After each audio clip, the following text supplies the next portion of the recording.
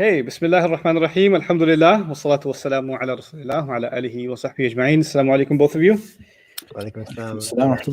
Thanks for taking this on a Saturday. I know that's an abrupt break in our schedule, but I figured we're on a roll, so inshallah we can wrap up our study of Genesis hopefully today. That's going to be 48 to 50, if I'm not mistaken, yeah? Yeah. So again, I'll ask before I start reading. Any thoughts? I think, Sohaib, you told me something over the phone that occurred to you. Yeah. That needs to occur to the world. Come on, let's do it. Yeah, a little bit. So it's something based on our last discussion.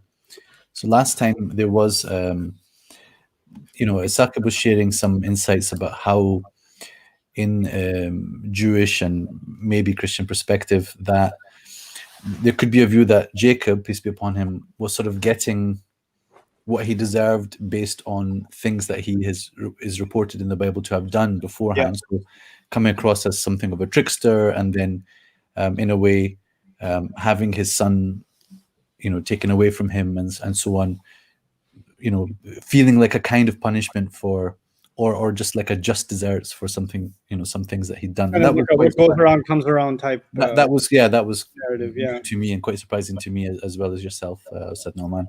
Yeah. So the thing is that it's not really parallel to that exactly, but there's an interesting tendency that we've noted as we've gone through, and every time I raise it with you, I know that you're going to find it very problematic and object. But as you have, and so I don't think you've ever raised something like this, maybe in your lectures as such, because we didn't find it a compelling or satisfying approach. But in the tafsirs, so for example, the tafsir of Al-Razi, which we have looked at a lot.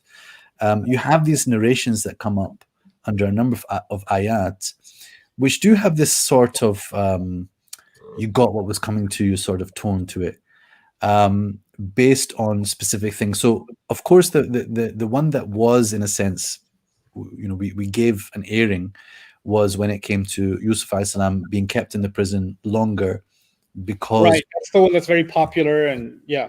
So yeah, I mean, so that has a stronger, stance, if you like, amongst the Mufassirin. But then, just again and again, I kept coming across these narrations about Yaqub that the hardship has been made harder on him at this point because earlier on he's complained, or he voiced some complaint to some of the creation instead of only Allah.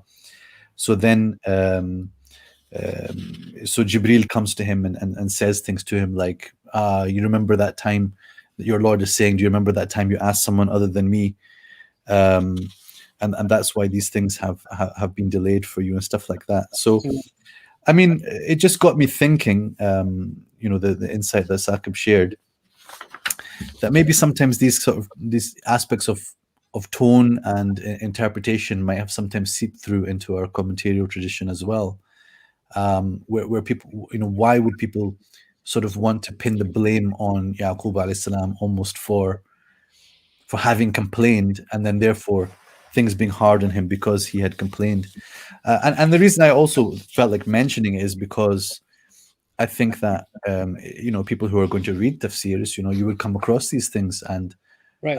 And I want you to know that we saw them as well, but we didn't feel that these are the basis on which you want to understand what's happening in the story. Yeah, so even taking that up for a moment, like with Yaqub alayhi salam complaining and voicing his complaints, at least in my reading, if I'm missing, unless I'm not thinking about something clearly, early on, he basically only turns to Allah, Sabrun Jamil, in the Qur'an's account, and then only much later on in the story does he actually voice his grief in the way that he does. Or even this incident of coming in from different doors and all of that. Even the Quran actually justified his stance on that. Illa hajatan fi nafsi Yusufa. Fi nafsi Yaqub. I keep making that verbal error. Yeah, fi nafsi Yaqub qadaha. Then there's the matter of innama ashku bathi wa huzni ila Allah. Like the Quran didn't even give the hint that he's saying now he came to realize he should be saying innama ashku bathi wa huzni ila Allah. It is as if the Quran is saying this man's stance is innama ashku bathi wa huzni ila Allah wa a'lamu min Allahi ma la ta'lamun. So one of the reasons, there's two reasons I would object. One of them is obviously our view of prophets and our view of divine justice and our view of how retribution works in this world. And what message would it send? It doesn't seem to coincide with anything else in our scripture where somebody in a moment of grief turned to someone for help, and therefore they are going to be given more hardship because they didn't turn only to Allah for help, etc. Right? So it kind of goes against the current of so many other teachings that are glaringly going in the opposite direction, right?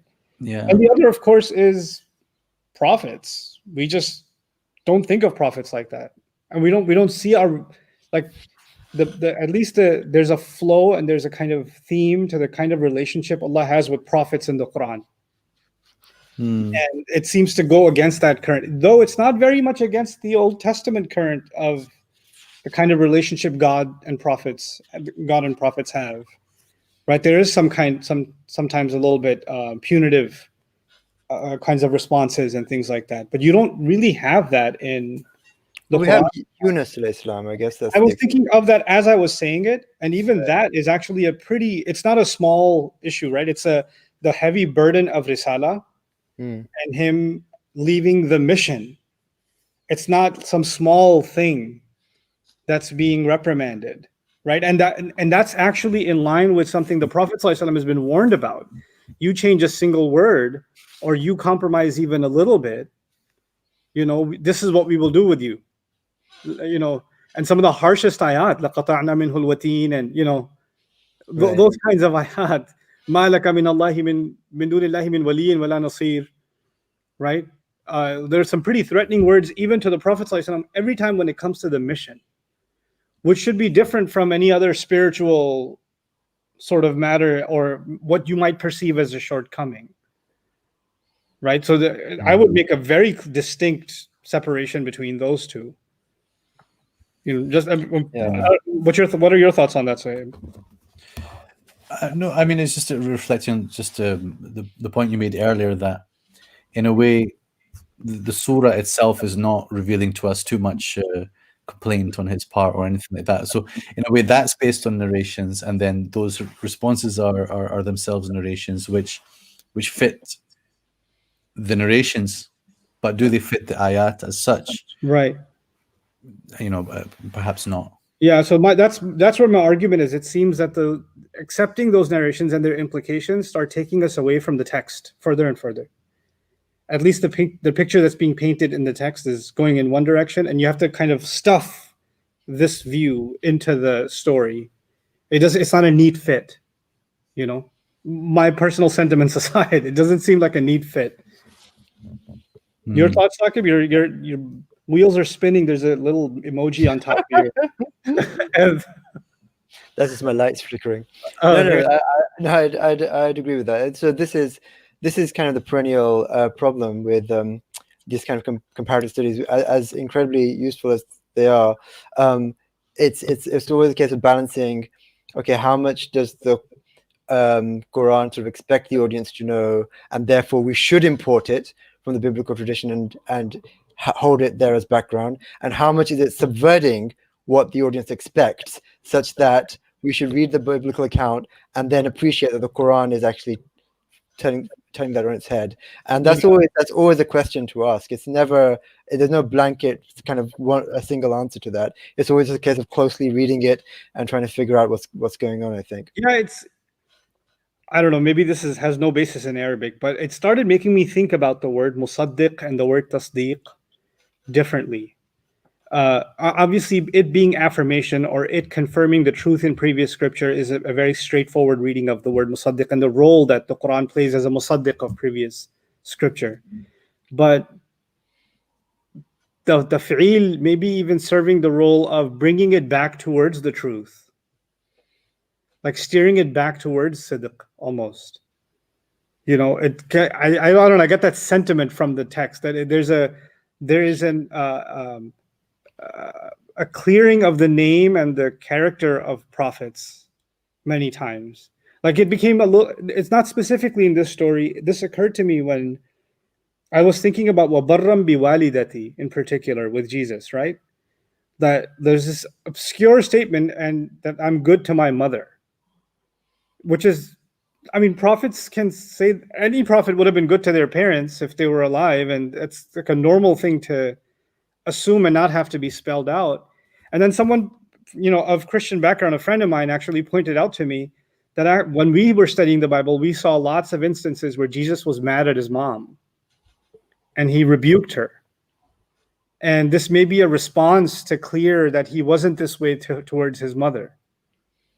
And that got me thinking, is the Quran doing that? Like, is it actually talking to people that are familiar with that scripture and redrawing those profiles in a completely different light? Because for Muslims, a lot of the Muslim audience that's listening to this even live, a lot of them are shocked when they hear things about these prophets that we've come to learn to love from childhood, like Yaqub alayhi salam, Yusuf alayhi salam, etc. And they hear something that we read from Genesis and they're like, what? All right, because it's super shocking to us, because they are, the picture of innocence and the picture of character.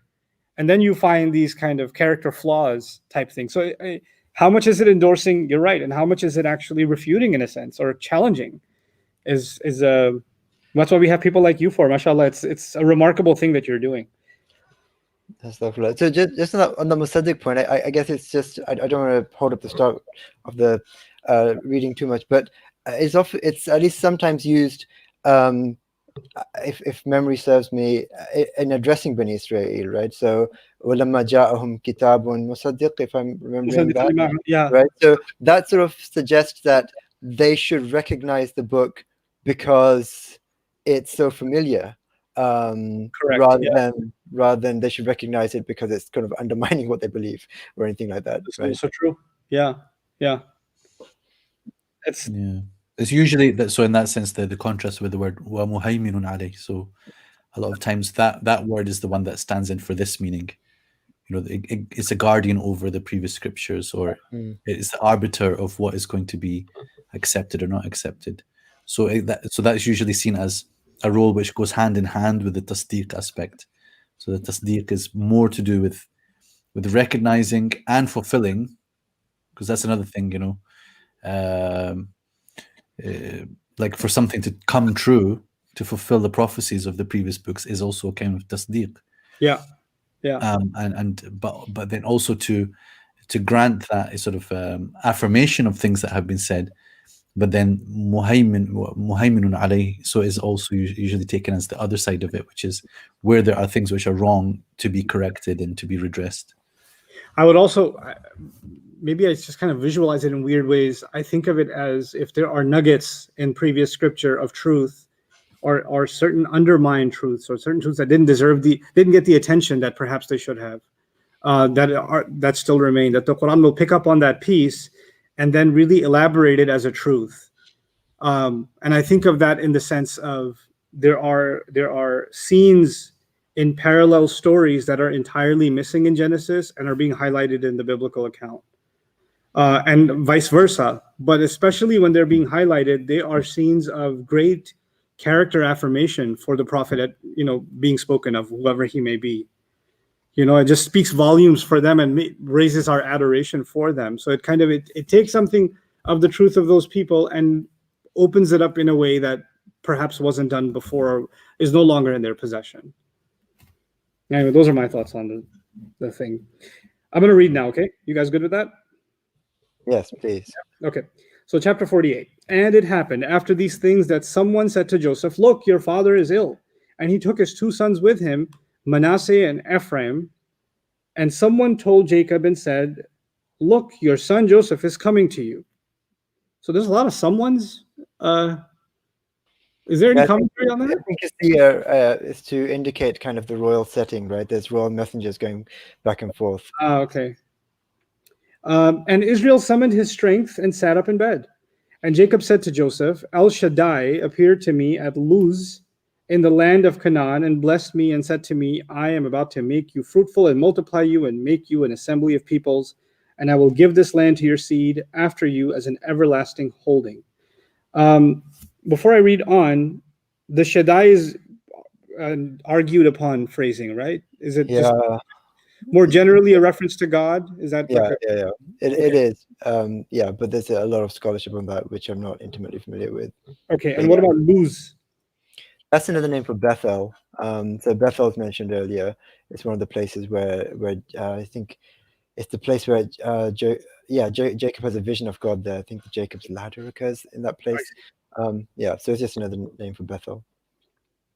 So when this statement is saying this land, is it referring to Egypt? No, Canaan. Okay. Yeah. And so now your two sons who were born to you in the land of Egypt before I came to you in Egypt shall be mine. So Jacob is telling Joseph, your two sons are now officially my sons. So my Right. grandsons are my sons. Yeah, he's adopting the grandsons, which is an attested ancient Near Eastern practice. So it happened in several cultures. I see. Ephraim and Manasseh, like Reuben and Simeon, shall be mine, and those you begot after them shall be yours. By their brothers' names they shall be called in their inheritance. So they're getting the names Reuben and Simeon? No. So any future children that Joseph has, they will be subsumed into the tribes of Manasseh and Ephraim. So they will get the names of Ephraim and Manasseh. They won't form their own tribes. So in terms of, this is important in terms of kind of the 12 tribes of Israel. 12 tribes, you get to the number 12 in different ways. You can either count Joseph as one tribe, and then Levi, from whom the priestly descendants come, right? They're their own tribe, and you get to 12. Or you discount the Levites because the Levites don't get a share in the land. They're a priestly class, so they get some like sacred cities, and they form the priesthood, but they don't get any share in the land, so you don't count them as one of the 12 tribes. Then how do you get back to number 12? By counting Joseph's two children, Manasseh and Ephraim, as two of the tribes. And Sakib, I didn't find clear information about it, but I understood that Reuben was also sort of struck off because of lying with Bilhah or something like this. Does that factor into this counting of the 12 or not counting of the 12? No, because it doesn't factor into that because he's still going to be counted. That'll actually be alluded to later on. Because I did notice that when they talk about the 12 tribes, and Reuben's tribe is still counted among those. Yeah, so it's still counted. Yeah. Okay. So tell me, let me play dumb here.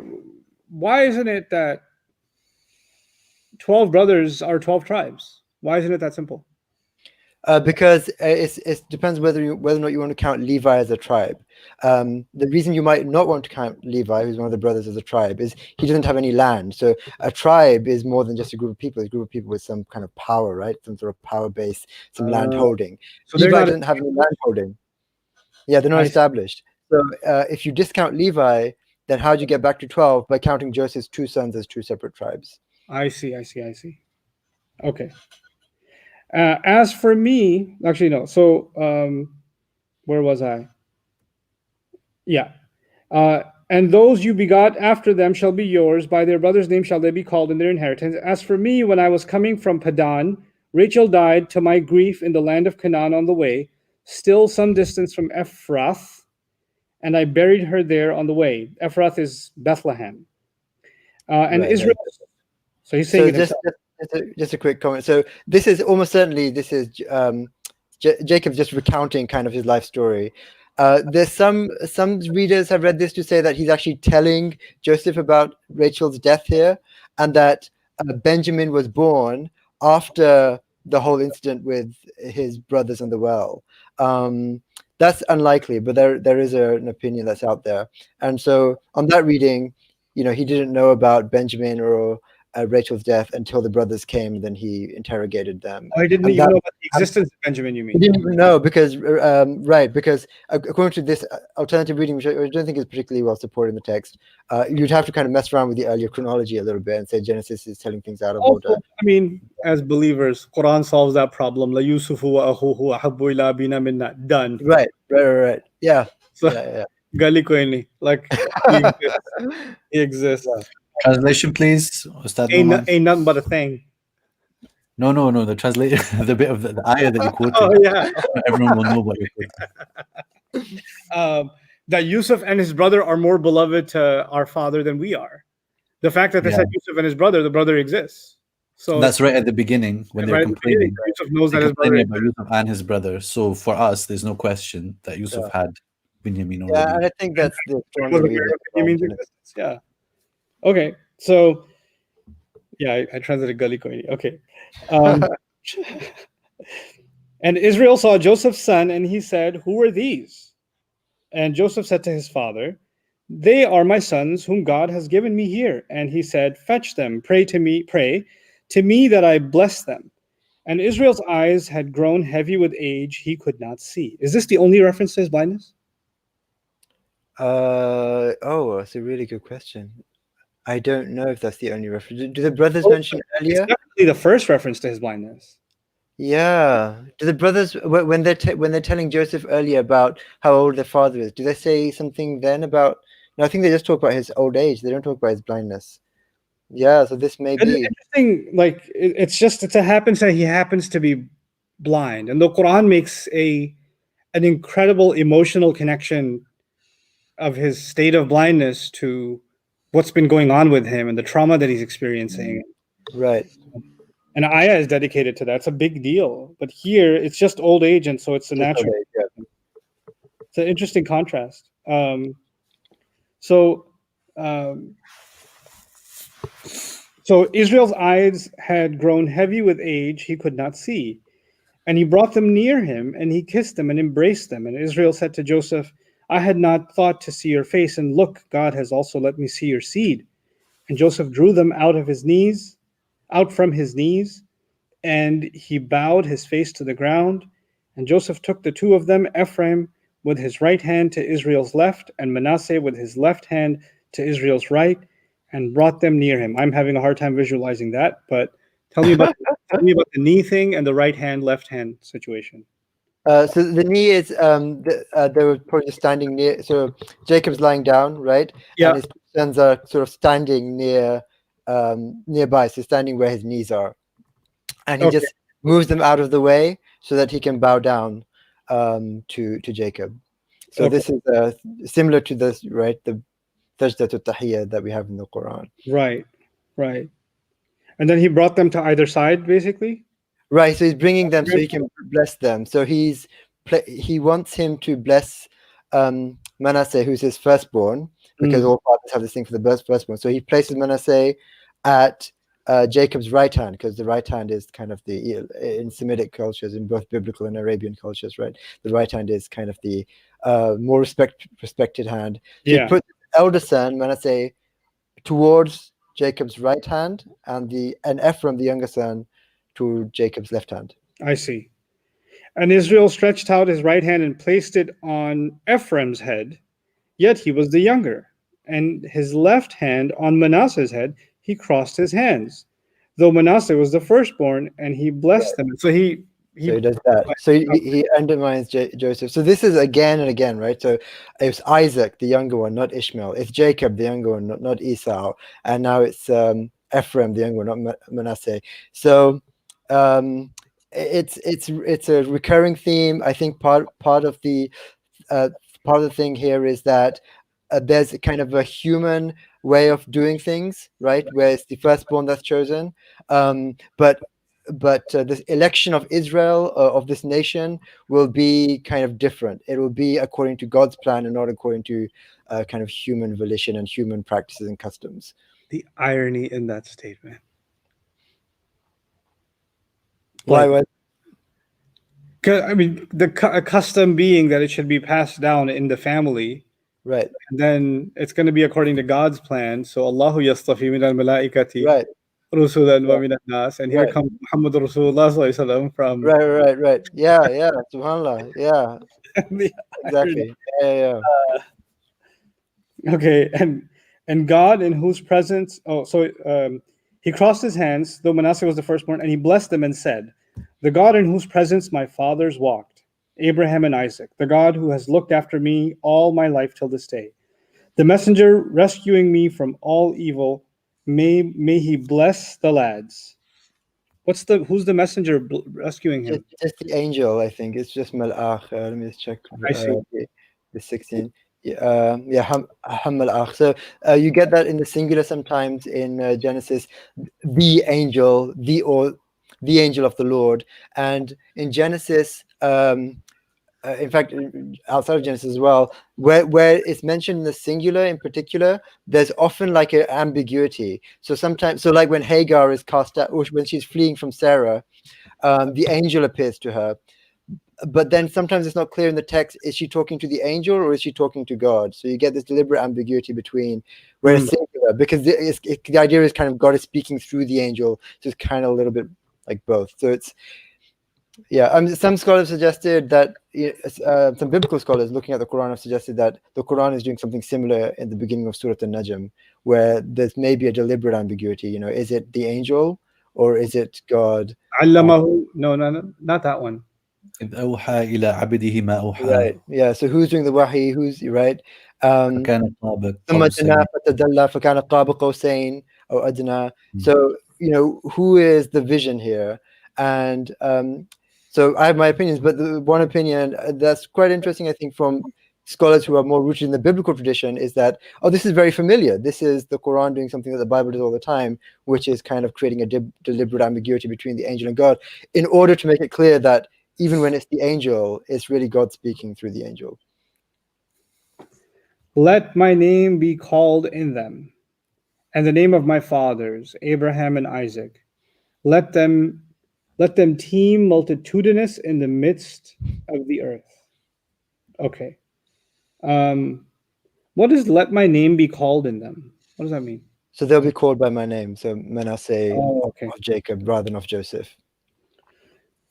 I'm getting ahead of myself. Is this the closest thing to the passage in Surah Al-Baqarah where at Yaqub's deathbed he gathers all the sons of Israel and speaks to them? Yeah, it is. Okay. Yeah. And by contrast, in that passage, it is they who say that we shall worship your God and the God of your fathers, Abraham, Isaac, Ishmael, Isaac, which is one single God, and we are in surrender to him. And he's now mentioning his fathers. And interestingly enough, he's not mentioning Ismail this time. And in that prayer, right, in their declaration in Surah Al-Baqarah, they do mention Ismail when they speak to him. Also, it's not all the children of Israel here. It's just the two sons of Yusuf right now. Right, but in the next, I mean, there will be a larger family union in the next chapter. But this particular thing is probably the closest you come to Surah Al-Baqarah. Okay. Because there he's sort of predicting their future rather than giving them any advice. Right. And Joseph saw that his father had placed his right hand on Ephraim's head, and it was wrong in his eyes. And he took hold of his father's hand to remove it from Ephraim's head to Manasseh's head. And Joseph said to his father, "Not so, my father, for this one is the firstborn. Put your right hand on his head." And his father refused, and he said, "I know, my son, I know. He too shall become a people, and he too shall be great. But his younger brother shall be greater than he, and his seed shall be a fullness of nations." And he blessed them that day, saying, "By you shall Israel bless, saying, May God set you as Ephraim and Manasseh." And he set Ephraim before Manasseh. I don't know what setting. That's a traditional. What what setting? Setting means. Yeah, what does it mean? He set them. He put Ephraim ahead of Manasseh. Like he placed him, the maqam he gave him. So this is an interesting bit of irony, just from a purely biblical point of view, that there was a contention about Yusuf being chosen because he's younger, or why is he being given this? This dream came to him, and it was an annoyance that it came to him. And now, ironically, apparently, he's got a problem that his younger son is being chosen over the older son. And this again, younger. Yeah. And then the parent having an issue with the choice being made is, again, I think, a trickle down theme. Yeah, it is. Yeah. Okay. Yeah. All the way back to Abraham. So even in Abraham, when he told us Isaac, he says it's clear he wants Ishmael not to. He says, "May Ishmael live before you." and the same, we get very similar language to what we're seeing here, that Ishmael will also be a great nation, but Isaac is the boy. So yeah, I wanted to probe you a bit on this, Saka, because also we encountered in Ustad Noman's lecture, he did raise this issue about also the question of the legitimacy of the status of Ismail alayhi salam being the son of the handmaid Hajar, right? And how, in a sense, you seem to see that answered here, that all of the 12 tribes seem to be legitimate, despite at least four of the brothers, isn't it, who came from two handmaidens, Bilha and Zilpah, right? So there doesn't seem to be. Yeah, I don't know how many, but yeah, quite a few. I recall that as four from from his slides presentation as well.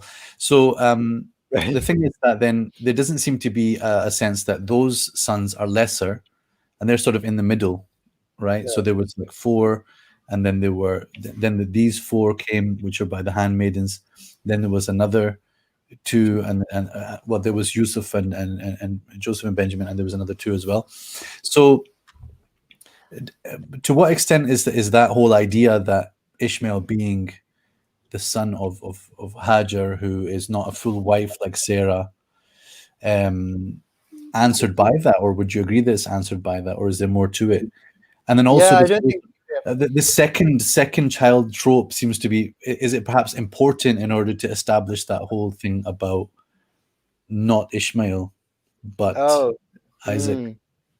So in terms of the illegitimacy of Ishmael, I haven't looked into this extensively, but it's not, as far as I can tell, a classical theme at all. It just doesn't come up in like rabbinic literature. They'll say other things about Ishmael, like when he was young, he was wicked, he was iniquitous. That's why he had to be, he and his mother had to be expelled from the house. But there isn't this idea of him being illegitimate. I don't think that that occurs to anyone. And even in Christian literature, I don't think that occurs. They'll talk about the idea that his hand is against every nation, every nation's hand is against his, which is a prediction in Genesis, that how his descendants, the Arabs, are these Bedouin raiders, and this is what their ancestry has always been like. But again, the illegitimacy, I'm not aware that that's a classical concern, and I'll be very happy to be corrected on that, because it's the way children were legitimate could be through a handmaiden. That was a completely legitimate way to have children, and it could be through adoption. That was also a completely legitimate way to transfer your kind of name to a child. Maybe as you're saying this, maybe we're thinking about legitimacy differently. Maybe we're thinking about legitimacy as in sanctioned through legitimate union of man and woman. But is legitimacy in the literature of diminishing Ismail salam, is it more about the spiritual lack of legitimacy, like how they have this blessing being passed down and it wasn't passed down to him or something like that? He's from the darker lineage or something. I don't think so, because it just you see all these other instances of handmaidens, like so as we're going to see, Jacob has all these other children through handmaidens, and there's no sense in which they're any less. They're all called brothers, and there's no sense in which any one tribe. He has all kinds of things that he's going to say about the tribes and about the brothers, that you did this and you did this and whatever. But the idea of them not being his in some sense, it doesn't occur. And what's really interesting, I mean, so now we're kind of like this being a bit anachronistic because we're comparing the Old Testament to the New Testament here. But if you look at Jesus, his genealogy at the beginning of the Gospels, right, it goes through Joseph, his Mary's husband. So they want Jesus to be a descendant of David, because that's the promised Messiah will be from the seed of David, from the stump of Jesse. So how do you get from David to Jesus? You get from David to Joseph and say Joseph was the husband of Mary. But of course, Mary has a miraculous birth, right? So it's not Joseph who's literally the father of Jesus. It's just through association and basically some kind of adoption. So where you don't have any kind of physical relationship, that still counts as spiritually significant enough for Jesus to be counted as a descendant of David, right? So here, at least you have some sort of physical relationship that resulted in that child. But so the Bible, all of these kinds of ways are seen as completely legitimate ways of passing on your name to a descendant. So there are two issues we're talking about here. There's the passing on of the name, but there's also, in some sense, the passing on of the spiritual legacy. Right. And where there's a hierarchy by age, if not by, whether of a wife or by a handmaiden, but by age, there seems to be some sort of a hierarchy, right? Or maybe by God's intervention. I think it's important to highlight here that something that's maybe all too obvious to us, as inshallah we're students of Qur'an and students of this religion. The Qur'an keeps emphasizing that the blessing of passing down the institution of prophethood is a favor that comes directly from Allah and has no people have no say in it, and even in the words of Yusuf alayhi salam in this surah, part of ذَلِكَ فَضْلُ اللَّهِ عَلَيْنَا مِنْ فَضْلِ اللَّهِ عَلَيْنَا, and then by extension وَعَلَى النَّاسِ. Right. And then even the notion of fadl and its relationship with prophecy in the Quran, like in Surah Al-Baqarah, that Allah gave his fadl to someone that you didn't prefer, Right. And يُؤْتَى أَحَدٌ مِثْلَ مَا أُوتِيتُمْ أَوْ يُحَاجُّكُمْ عِنْدَ رَبِّكُمْ. And there are several ayat like that someone other than you was given something, and قُلْ إِنَّ الْفَضْلَ بِيَدِ اللَّهِ يُؤْتِيهِ مَن يَشَاءُ. Tell them the favor is in the hand of Allah. He grants it to whoever he wants, right? So we have this very distinct notion of it's not a person that's passing down blessing of prophethood. It's Allah Azza wa Jal choosing every single time. So it's a very distinct contrast with what seems to be a pretty recurring biblical thing, the passing on of the blessing. And even what you were describing, like when the mothers were competing about, I want to have more kids because then we'll have more likelihood of the blessing of prophethood and this legacy of Abraham being passed down by us. And the irony of all of that to me is that Ibrahim alayhi salam, literally or by being raised, is coming from pagan culture, and he has no great heritage to claim, a spiritual heritage to claim, right? So the entire legacy is of someone who defied heritage. Yeah. So the Quran makes it not a mute point to highlight that irony or that uniqueness of Ibrahim alayhi salam. Kana ummatan. Right? That's a pretty loaded statement in the Quran because it's taking away from this entire heritage thing. So yeah, that's really interesting. But and also the earlier point made was really interesting as well, is that the fact that this heritage, yes, so there is clearly a contrast or difference with the Quran in that here, in one way or another, the father is choosing which of his sons to pass this kind of promise down to, which is a different picture to what we get in the Quran. Yeah. But the fact that it is going against kind of cultural norms and it's going against kind of what you would expect based on kind of what's normal in that society, because the way prophets are chosen and the way spirituality works is different to the way genealogy works. That actually does overlap really interestingly with the Quran, because then that is an interesting overlap. All right, I'll wrap this up. And Israel said to Joseph, "Look, I'm about to die, but God shall be with you and bring you back to the land of your fathers. As for me, I have given you with single intent over your brothers what I took from the land of the Amorite with my sword and with my bow." What? So this was a warrior? So there is a Genesis 35, I think. It's two of his sons who conquer some land. So it's not he himself. So I think he's speaking kind of by extension. Yeah. His. But the point is that what's important here is that he's giving Joseph a double portion, which in the law in Deuteronomy you give to the firstborn. And it's very clear in Deuteronomy you do not give it to the first. If you have multiple wives, you can't say, "Oh yeah, it's the firstborn by wife X." No, it's the firstborn by your first wife who gets the double portion.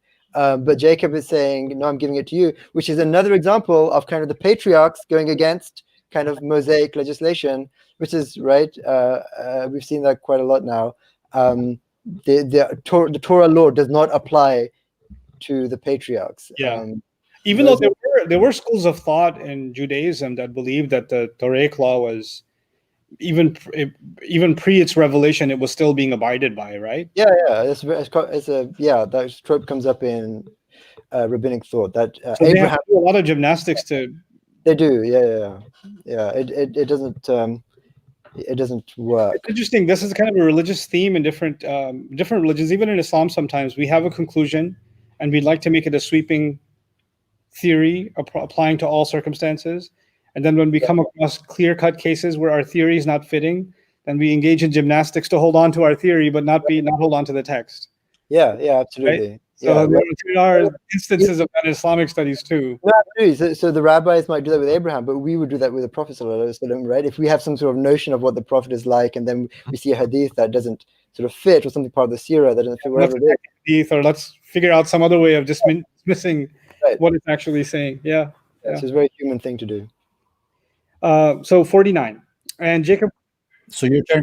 While your turn is so just so people are keeping up, because sometimes people are asking in the comments, where are we and stuff like this. So we are in Genesis 49, and also just to give you a roundup, we have one argument happening on Facebook and a different argument happening on YouTube. So guys, just chill out. Don't argue. Just you can follow, and then you can argue after. But the best comment, because there's a lot of comments about the lighting in the Bayina studio. The sunlight. And I can't do anything about it. Somebody's written, is Nu'man sitting next to the door of Jannah? Allah. That was the best comment of the night. So I'll pass back to. Turn the lights off. Let me bring. For Genesis 14. Watch this. There's a lot of theories. out there about watch why. This. There's no more nur. That's it. There you go. You happy? Now I'm partially. This part is in Jannah. That looks even more like you're sitting next to some splendid sort of light. That didn't work. Turn the light back on. I can't do it. Woo! There we go. Yeah, I think so. Hopefully everyone's feeling more settled now and relaxed, and we can read Genesis 49.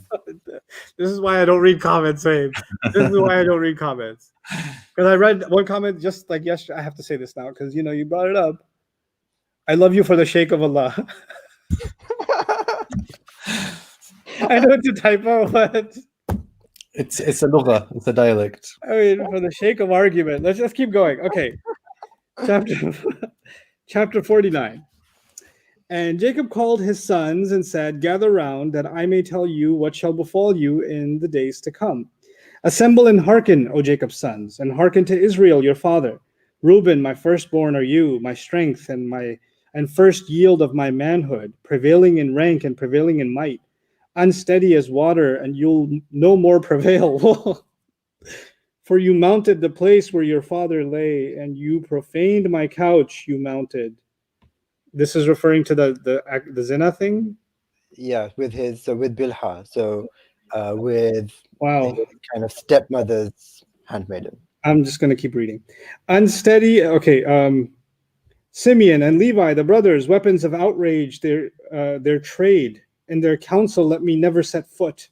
Their assembly, my presence shun. For in their fury they slaughtered men, and their pleasure they tore down ramparts. Cursed be their fury so fierce, and their wrath so remorseless. I will divide them in Jacob, disperse them in Israel. What does that mean? I will divide them in Jacob, disperse them in Israel? He's referring to tribe. So amongst the sons of Israel and the sons of Jacob, they'll be dispersed. They won't be unified. Man, the Qur'an's departing words are so loving. From Yaqub alayhi salam. Yeah. Like every time I read that, it brings me to tears. What will you worship after I'm gone? And here there's the Punjabi word would be chapered. It'd be like, what's interesting is, so this is really unique. I mean, in ancient cultures, when nations are telling their origin stories, they talk about how they're descended from dragons or whatever. Israel's origin story is really warts and all. So it's actually really interesting. It's very unique in that it's a really kind of self-critical story. Like no one comes out scot-free here. So That's pretty wild. I did not expect to read this. Judah, you shall your brothers acclaim, your hand on your enemy's nape. Your father's son shall bow to you. A lion's whelp is Judah. From the prey, O my son, you mount. He crouched, he lay down like a lion, like the king of beasts, and who dare arouse him? The scepter? SCEPTR, what's that? The king's staff. Oh, the scepter, shall not pass from Judah, nor the mace from between his legs, that tribute to him may come, and to him the submission of peoples. He binds. So this is a really famous passage in the Bible, right? So this is the famous Shiloh passage. Okay. I don't know. So you may have come across this in kind of a Christian, Muslim, Jewish kind of apologetic. So let me find the Hebrew. So which is verse 10. Kiabo Shiloh or Shiloh Valo Yikhat Amim. So until roughly speaking, so until Shiloh comes, and to him shall be the obedience of the nations. So if you translate it like that, so then the translation will become, the scepter will not depart from Judah, nor the ruler's staff from between his feet. In other words, Judah is always going to be in charge, and that was indeed the case. It was the most powerful tribe kind of across history in amongst the sons of Israel. So Judah is always going to be running things until Shiloh comes. And then the obedience of the nations shall be to him. So this was the kind of this verse is a really big deal. Like, who is this Shiloh? Yeah. Right. So obviously everyone's got their theory, right? So the Christians would say, well, this both Christians and Jews see this as a messianic prediction. So this is talking about a future Messiah. So it depends on how you sort of read this verse. There's kind of 2 or 3 grammatical points to bear in mind. So firstly, until it says, right, so kiyabo, so until Shiloh comes. So does that mean that all the way until this guy coming, Shiloh, the scepter shall remain with Judah, even up till this guy coming, which means that this guy will be from Judah, exactly. You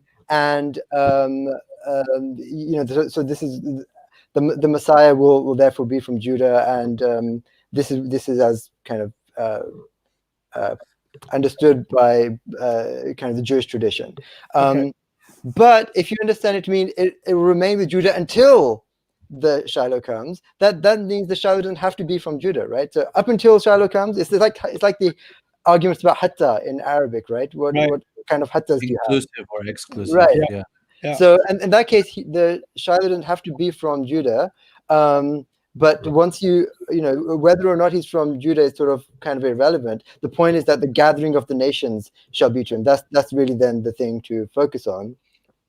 And then so that's the first kind of grammatical thing to wrap your head around. The second one is who is Shiloh? What does Shiloh mean? And there's 2 ways to read it. It's either Shiloh, so his tribute. That's one way to try and understand it. But the other one is that the sheen at the start, it can be a shortened version of Asher, which is alladhi. So Shiloh is alladhi lahu. So in other words, the one to whose right it is to have the scepter. So Judah will always be in charge until the one whose right it is to have the scepter comes, and then to him will be the gathering of the nations. And what's interesting is that this prophecy is repeated in other parts of the Old Testament, like in Ezekiel in particular, and it's actually reworded in Ezekiel 21 to make it really clear what Ezekiel thinks this prophecy means. He thinks, number one, it definitely doesn't mean the tribute shall come to him, because he replaces Sheh with Asher, which is definitely Alladhi. So he thinks it's definitely saying the one who comes. And secondly, in Ezekiel 21, he makes it very clear that this prophecy is talking about the scepter leaving Judah and other people gaining ascendancy over Judah. So what's really interesting is that this prophecy in Ezekiel itself, right, is talking about Judah the kind of main tribe of Israel no longer being in charge, the scepter leaving Judah and going to someone else to whom it belongs. But yes, those are the Spell it out, Saqib. Spell it out. What do we think? Come on, say it. So there's a few things to bear in mind, right? There's kind of what the original intent of this might have been by whoever wrote Genesis. There's how this was sort of understood, and then there's a theological point, which is that once people have a sort of understanding of what this means, how does Allah subhanahu wa ta'ala kind of interact with that understanding? What I think is really interesting is that the two ways of understanding this sort of work for both Isa alayhi salam and for Rasulullah sallallahu alaihi wasallam, right? There's like this ambiguity there, which works for both of them, because for both of them, after kind of the after their kind of message and their mission, this kind of monotheism, which had been the heart of Judaism, you see it spreading beyond Judaism, both in the Christian context and in the Islamic context. Clearly, with the Christian context, we take issue with the way that monotheism was understood, but it definitely went beyond Israel. It definitely went beyond Judah, and it was definitely the case that Judah was no longer kind of the carrier of the scepter, carrier of the of the scepter, or of even of the biblical tradition, because the Christians outnumbered them vastly very quickly. So I think there's a lot that's theologically very interesting here, and I don't see any reason to say that this prophecy wasn't fulfilled in multiple ways. He binds to the vine his ass, to the grape bough his ass's foal. He washes in wine his garment, in the blood of the grape his cloak. O eyes that are darker than wine, and teeth that are whiter than milk. Zubulun near the shore of the sea shall dwell. Zubul is another one of the sons, right? Yeah, this is all pretty much roasted, and then Judah got like this. Yeah, right? Judah, until and then Zubulun near the shore of the sea shall dwell, and he by the heaven of ships, his flank upon Sidon. Not a criticism, doesn't seem like it. Just seems like he's destined to be in the shores or something like that. Is that what's being said? Yeah, I think I just lost my place. I just lost my place for a second. Yeah, that's right. It's just talking about location, I think. This continues all the way to verse 28. It's just a roast. I see. So Issachar, a big boned donkey, crouched amidst hearths. He saw that the homestead was goodly and that the land was delightful, and he put his shoulder to the road and became a toiling serf. What does that mean? Toiling serf, so submit, kind of forced labor. So he's just saying he's not very smart. He's just a donkey. Is that Robert? No, so donkey doesn't have to be a negative thing in Hebrew or in Arabic, for that matter. So when Isaac, when Ismail alayhi salam, for example, in Genesis is called, he will be a wild ass of a man, right? So modern readers read that and think, well, this is God saying Ishmael is going to be a complete, right, whatever. But that's actually, it's both in classical Arabic idiom and in Hebrew idiom. It just means a great hunter. Like there's the Arabic saying, "Kullu saydin fi jof al far." So every prey is in the belly of the wild ass. So if you catch the wild ass, the most difficult animal to catch, is like you've caught everything. So it's not the case that calling someone a donkey in kind of the Hebrew and biblical context is a bad thing. Okay. Dan, his folk will judge as one of Israel's tribes, and let Dan be a snake on the road, an asp on the path that bites the horse's heel, and its rider topples backward. Wow, one of his kids is a snake now? Dan? Yeah. So I'm not sure what his problem with Dan was. Like, I haven't studied all of the kind of the individual tribes and. Not a compliment. Sure. Okay. So your deliverance I await, O Lord. Gad shall be goaded by raiders, yet he shall goad their heel. Asher's bread shall be rich, and he shall bring forth kingly dishes. Naphtali, a hind let loose, who brings forth lovely fawns. A fruitful son is Joseph, a fruitful son by a spring. Daughters strode by a rampart. They savaged him, shot arrows, and harassed him. The archers did, but the taut was his bow. But taut was his bow. His arms ever moving through the hands of the champion of Jacob, through the name of the shepherd and Israel's rock, from the God of your fathers, may he aid you. Shaddai, may he bless you. Blessing of the heavens above, blessing of the deep that lie below, blessing of the breasts and womb. Your father's blessing surpassed the blessing of timeless heights, the bounty of hills everlasting. May they rest on the head of Joseph, on the bow of the one set apart from his brothers. Benjamin, ravening wolf. In the morn he consumes the spoils, at evening shares out plunder. Wow, that's quite a set of compliments for Yusuf and Binyamin. We didn't picture Binyamin as a mighty character, No. like a fearless character. He seems more like a victim in the Quran's account of his brother's vices. Yeah. So remember, this is sort of being written at a time when the 12 tribes are sort of active and established. So this is being retrojected, right? So whoever's writing this knows what the history of these tribes are. Like this one has a reputation for being this, and this one has a reputation for being that. And oh yeah, it always goes back to Jacob making these predictions. I see. So Benjamin was a big deal by this time, evidently. So is there scholarship suggesting that these were interjections later made? Like these aren't literally Jacob's words? I mean, they can't be. Right. So this whenever it was written was centuries after Jacob. So this is a memory, some written accounts which were also written after Jacob, kind of feeding into that memory, and there's absolutely no one who would suggest that this is the verbatim words of Jacob. I mean, it can't be. You haven't been to the American South. Okay. I've not. These are the tribes of Israel, 12 in all, and this is what their father spoke to them, blessing them, each according to his blessing.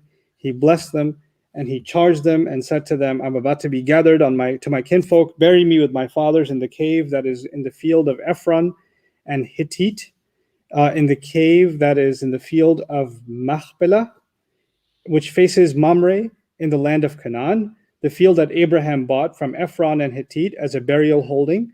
There they buried Abraham and Sarah, his wife. There they buried Isaac and Rebekah, his wife. And there I buried Leah, the field and the cave within it, bought from the Hittites.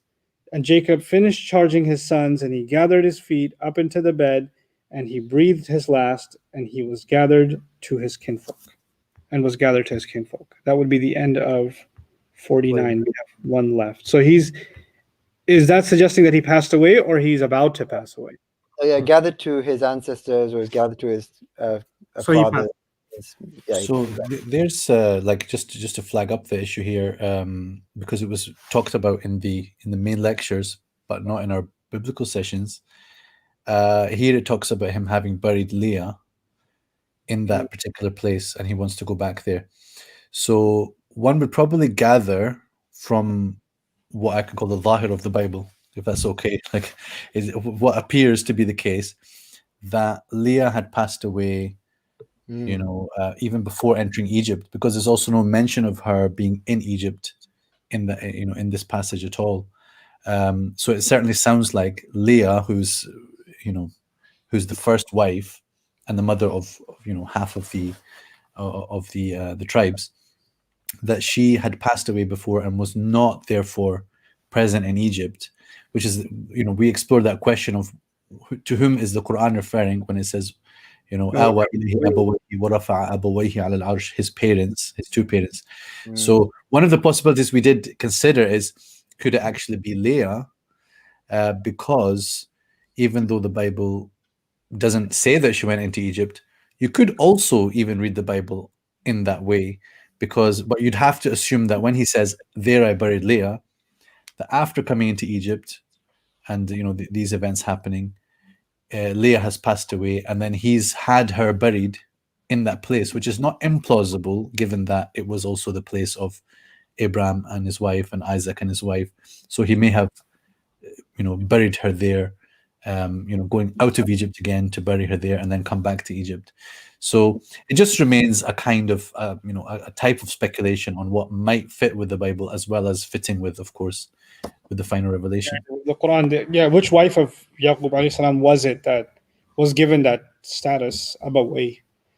Was it Bilha, or one of the two, Bilha or Zilpah, or was it Leah? Because those are the three possibilities. Rachel is passed, right? Yeah. So although our tradition has sometimes tried to resolve that by saying even she hadn't passed, or he brought her back to life, or that she was brought back to life for the purpose, but we consider those less. Some of the Mufassirun that cited that refuted that themselves and said that would have been a huge thing and it would have been brought up. Yeah. Your thoughts on that, by the way? Have you ever explored the question of who came back to Egypt alongside Jacob? Which wives of Jacob are still alive? Yeah, so I mean, and in the biblical account, I agree with Sheikh Sohaib that I don't think Leah is in Egypt ever. In the biblical account, Rachel has definitely passed away, and Leah, it seems, has passed away. And it sort of appears that way from the way Jacob is speaking, and it also appears that way from the next chapter when we see what they do with Jacob's kind of body. So they do transport him back for burial in Canaan, and you see what a big deal it is. It's not a small deal, taking someone from one place to another. So when Rachel died, remember, she's not buried in the cave of the patriarchs. He just had to bury her where she died. And the idea that for Leah, he would have made this massive trip, who's kind of his least favorite wife, right? And undergone that expense, which we will read about in the next chapter that they do for Jacob, is just very implausible. If she was there, she died in Egypt, she would have been buried in Egypt. Good point. That's a good point. Okay, so I'm going to read 50. And Joseph flung himself on his father's face and wept over him and kissed him. And Joseph charged his servants, the physicians, to embalm his father. And the physicians embalmed Israel. And 40 days were taken for him, as such as the full time of embalming. And the Egyptians kneeled for him 70 days, and the days for kneeling him passed. And Joseph spoke to the household of Pharaoh, saying, If pray, I have found favor in your eyes, speak, pray in Pharaoh's hearing as follows. My father made me... say that this is another example of the patriarchs acting in a way that is contrary to Mosaic law, or at least later rabbinic law, which is embalming isn't allowed in rabbinic law any more than it is in the Sharia. Well, it raised a much larger question for me. These seem clearly pagan practices from the larger religion. And even the kneeling thing seems like an Egyptian tradition. The Egyptians kneeled for him 70 days, right? So there's a convoluting of, like for us, burial rites are an extremely religious, exclusive ritual. And even people that, become Muslim and their families are Christian, one of their nightmares in life is that when I die, my Christian family is going to give me a Christian funeral. Right. It's like they lose sleep over that thought. And here it seems as if it's almost a non-issue that the rituals upon death are probably being taken up, the embalming, and you would imagine all of this being done by the priests of these temples or whatever they have, and then these kneeling ceremonies seem like ritual ceremonies, right? The kneeling, I think, is just a sign of mourning. So but the embalming is sure that I mean it's religious significance, embalming, doesn't it? It would, it does have religious significance. The text itself, doesn't make too much of it. It doesn't, Jacob going to be taken back. But you're right. It is problematic even from a Jewish perspective, because they don't embalm and they don't allow embalming. That's so curious to me. Okay, so he makes a call to Pharaoh. If pray, I have found favor in your eyes. Speak, pray in Pharaoh's hearing as follows. My father made me swear, saying, Look, I'm about to die. In the grave I readied me in the land of Canaan. There you must bury me, and so let me go up, pray, and bury my father, and come back. And Pharaoh said, Go up and bury your father, as he made you swear. And Joseph went up to bury his father, and all Pharaoh's servants, the elders of his household, and all the elders of the land of Egypt went up with him, and all the household of Joseph, and his brothers, and his father's household. So an entire massive procession went up there. Right. Jacob. Here's my problem. aren't they seen as lesser, which is why they should be out in the farmland and not in the city? And now everybody from the governor's mansion to the prime minister's office is heading up for a procession. I see a glaring contradiction. It's Joseph, right? So it's all telling us about his kind of maqam, what he sort of achieved in Egypt. You know, he described himself as the father of the Pharaoh. You know, so Yeah. it really is a very senior position, and this is a reflection of that. That is remarkable. Only their little ones and their flocks and their cattle they left in the land of Goshen, and chariots and horsemen as well went up with him. And the procession was very great. And they came as far as Goren Hatad, which is across the Jordan. And there they keened a great and heavy keening. What's a keening? I think just a mourning. I don't have that word in my translation, but I assume it just means mourning. Okay. And performed mourning rites for his father 7 days. And the Canaanite natives of the land saw mourning in Goren Hatad, and they said, "This heavy mourning is Egypt's. Therefore is its name called Abel Mizraim, which is across the Jordan." And his sons did for him just as he charged them, and his sons conveyed him to the land of Canaan and buried him in the cave of Machpelah field, the field Abraham had bought as a burial holding from Ephron and Hittite, facing Mamre. And Joseph went back to Egypt, and he and his brothers and all who had gone up with him to bury his father after he had buried his father. And Joseph's brothers saw that their father was dead, and they said, "If Joseph bears resentment against us, he will surely pay us back for all the evil we caused him." And they charged Joseph, saying, "Your father left a charge before his death, saying, Thus shall you say to Joseph, we beseech you, forgive, pray, the crime and the offense of your brothers, for evil they have caused you. And so now forgive, pray, the crime of the servants of your father's God." The crime of the servants of your father's God. Okay. And Joseph wept when they spoke to him, and his brothers then came and flung themselves before him and said, "Here we are, your slaves." So just to point here, so the rabbis, so in the text we haven't read that Jacob said any such thing, right? He's kind of gave a long speech on his deathbed, but there was nothing there about Joseph having to forgive his brothers. Right. And so in the text, it's not clear whether the brothers are making this up, right? Whether they're just lying to try and get out of trouble. The rabbis assumed that they were lying. The rabbinic story is that this is in order to kind of ensure that the harmony that's been established is retained, and so they use this as a legal point that you can lie in order to make peace. So go. Is it dawning on you, like it is on me, that our Mufassirun gave the brothers of Yusuf way more credit than the rabbis are giving? I don't know. I haven't read enough about what credit Al Mufassirun gave the. I mean, a good bunch of them considered them prophets or wanted to give them redeeming qualities as the story progressed. And so there's a benefit of the doubt slant at each turn, virtually, right? That we read about. And here you've got like. Yeah. So overall, that's because of the assumption that they're prophets, which is based on a certain way of reading. Wal asbat. Right, the asbat is referring to the sons themselves. If they're assumed to be prophets, then at what point are they becoming prophets? That has to be sort of read into the story in Surah Yusuf. And then you sort of don't want it to be so sudden that they went from being like blatant sinners to being prophets. So there has to be some sense of, they kind of made their gradual redemption. Yeah. Yeah. But also, I mean, I would agree with the rabbinic analysis, not for my own biases, but I mean, if you just had a glaring, scathing criticism at the deathbed from Jacob, how could he be saying the kinds of, descriptions of snake and God knows what else that we just heard, and then say, forgive them, and make, like, it doesn't, those two things seem too glaringly contradictory to each other. Yeah, and so the conversation you have between the brothers and Joseph and then the father near the end of the story in the Qur'an, part of that may be in response to this idea that that the reconciliation was sort of left incomplete in Jacob's lifetime, and the Qur'an sort of makes that clear that it's resolved so much more neatly.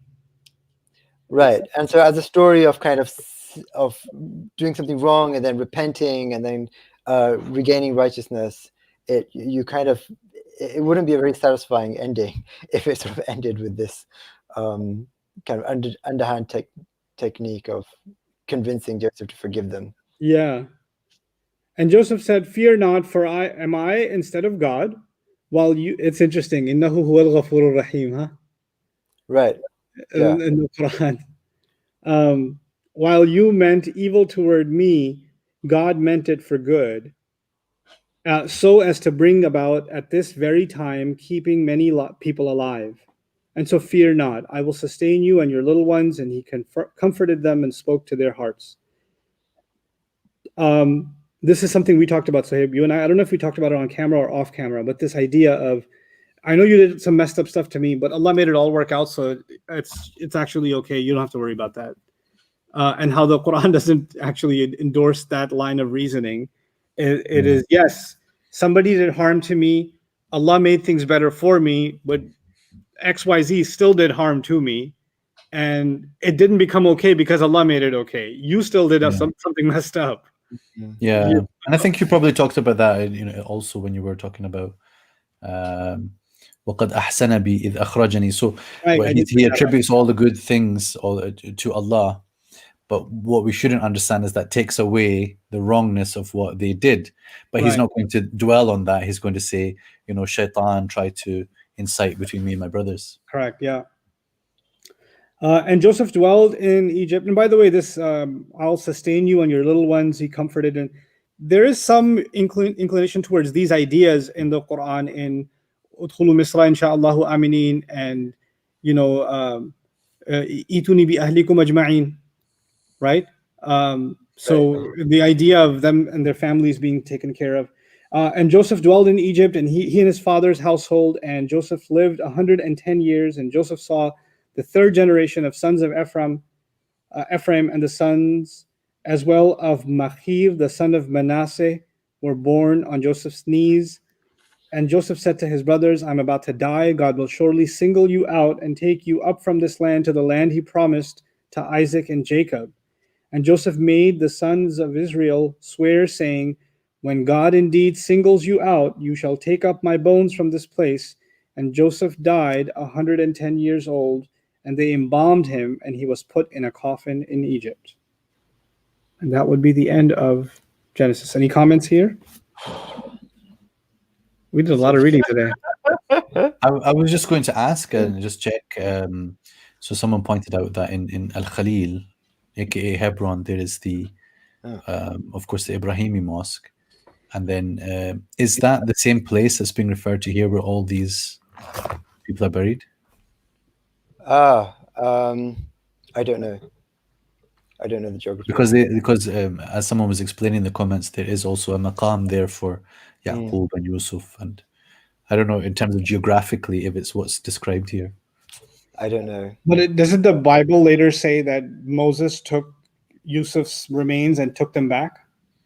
It does. Yeah. So he would be in that place as well. Yeah, exactly. Okay. Yeah. And the tafsir say exactly the same. Yeah. Wow. Yeah, I don't know about the geography or the archaeology of the place.